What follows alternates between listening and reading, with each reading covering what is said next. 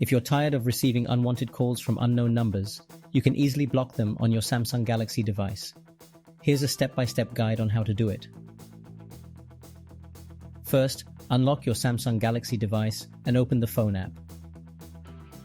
Once it's open, tap on the three-dot menu icon in the top right corner of the screen and select Settings from the drop-down menu to access the call settings.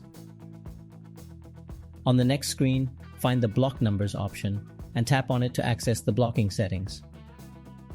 In the Blocked Numbers settings, look for the option that says Block Calls from Unknown Numbers, and then turn on the toggle switch next to the option to enable blocking of unknown numbers. If there's a checkbox, make sure it's checked to activate the feature.